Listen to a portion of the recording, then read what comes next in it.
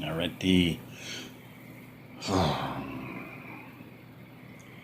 we interrupt this program. A.T. Hagan, Dead Tide, Part 1. John tied the horse to a tree and went into the Archer fire station. He wished the first meeting of the southwestern Alachua County deputies could have been held on another day, since he had the dog hunt coming up that afternoon. But it was when it was, and he'd just have to cope with it. At least since I came in by myself this time, I could ride the horse instead of a bike. The pedaling is beginning to get to my right knee. Like it or not, I'm 50 years old and the machinery is going to start showing its age. It's too damn bad that the world has become a physically harder place than it was a month ago. And why am I in such a foul mood this morning anyways? Probably shouldn't have stayed up to listen to the news last night, I suppose. It's never anything but bad. Between dysentery and Swift's troops shooting people, the funeral industry is doing a booming business. Of course, there's not a lot of profit to be made with a backhoe digging a mass grave. For a wonder, the air conditioning was on when he went inside. Private homes were forbidden to run air conditioners or other non-essential electrical equipment in order to conserve power. Even then, it was now rationed, with all but the most essential power users receiving only 4 hours of electricity a day. Well, being a modern building and all, there's not the first window in it that can be opened. If they were going to use the place to meet at all, I reckon they'd have to turn on the AC.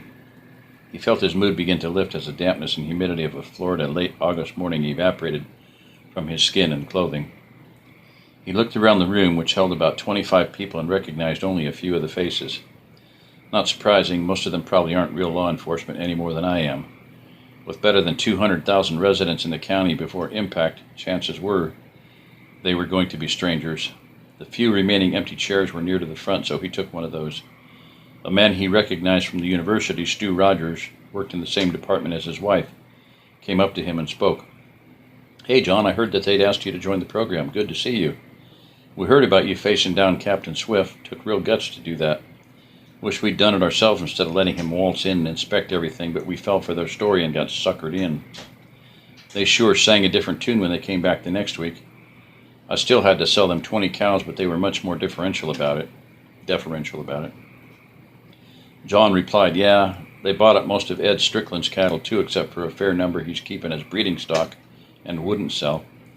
He managed to work a deal with them to where they'd pay for part in cash and part in stuff like fencing, fertilizer, and whatnot. He figures he didn't get anywhere near to what they're really worth just now, but at least the Army didn't come in and take everyone's food and leave them to starve. You had much action out your way since they signed you up?" "No, not much at all. We're near to 30 miles out of town and no big highways. Some had some minor theft, but that's about it. Been doing more impromptu relief work with the church than I have law enforcing. Hopefully it'll stay that way." With a nod, John said, "Your church organizing for relief work? Lisa, who works at the Archer Clinic, lives with us now, and she said something about several of the churches here in Archer trying to start programs for the locally hard up and some for the camps." Stu grinned. "Yeah, we're working on putting together what organizational aid we can. Several of the local boys in the church belong to the Guard, and they were incorporated into the local recovery troops. They get home every once in a while when they can, and they sure tell some sad tales. We figure if something isn't done to help relieve the situation, the evacuees cooped up in there are going to bust loose and fall on the surrounding countryside like a swarm of locusts. We've got damn little food we can send, but things like tools, building supplies, and whatnot to help make life more livable. Several of the congregation who have done missionary work in Central and South America have gone in to teach about primitive sanitation and cooking. It's for sure the recovery HQ, and what few FEMA people there are in the county sure don't have the manpower for it."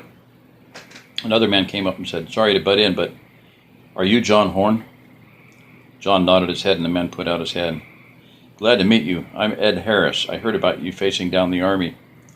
He sounds like an insufferable bastard, but then I retired after 30 years in the Marines, so we don't get along anyways.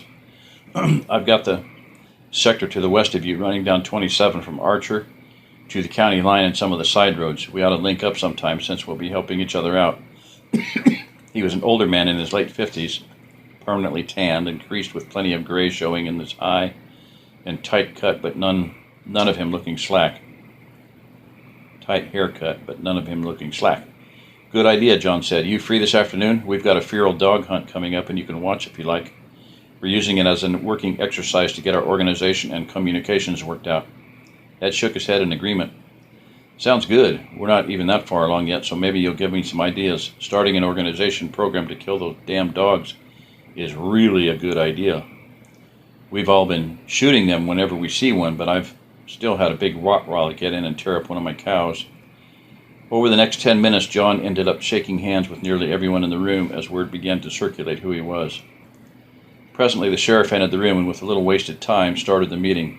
Gentlemen, you all know why you've been chosen, and I'm not going to sugarcoat the situation for you. The sheriff's office is stretched nearly to the breaking point right now, and if we don't start seeing some relief coming in from the undamaged parts of the country soon, we'll be facing collapse.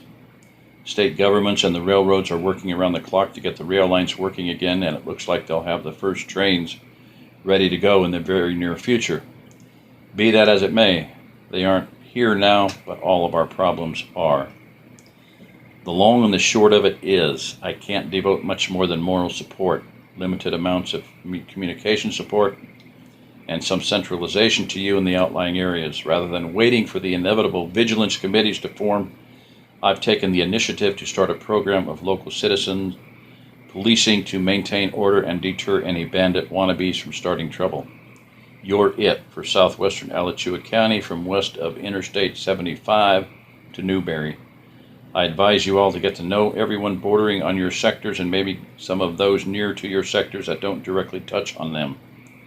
Figure out what communications you have in common between you and work out certain shared channels or frequencies that you can use to communicate with each other in addition to the one you'll use for internal communications within your sector. Get familiar with each other's special skills or equipment because you're most likely going to have to look to yourselves for support outside of some specialized investigation or communication support that I can provide for you. If we start getting regular fuel shipments, you'll each get a ration, but I can't say when or how much it'll be. I realize that sometimes this is going to be a great burden on you, but you know as well as I do why it has to be done. I wish the situation was otherwise, but it's not. If we cannot maintain order, the entire state may break down into bloody anarchy. Let me make it clear to you that as sworn deputies, you have full powers of arrest. I trust you to use your judgment wisely in exercising this power. Most especially, be very cautious about the use of force, but use it if you must, because we cannot tolerate a climate of lawlessness and violence developing in the county.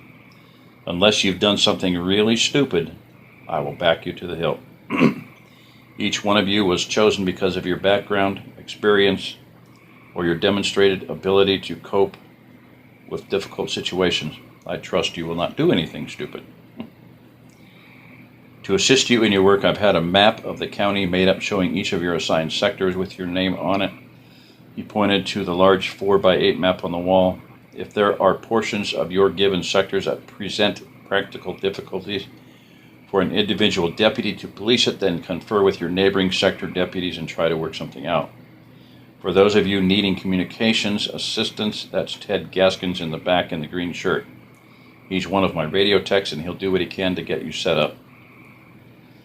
Now, I've got an emergency county commission meeting to make in Gainesville, so I'll leave you to it. Good luck, gentlemen. With that, he stepped from behind the podium and went out the door. Stu turned to John and Ed sitting next to him and said, I begin to understand how the Britons must have felt when Rome recalled the legions.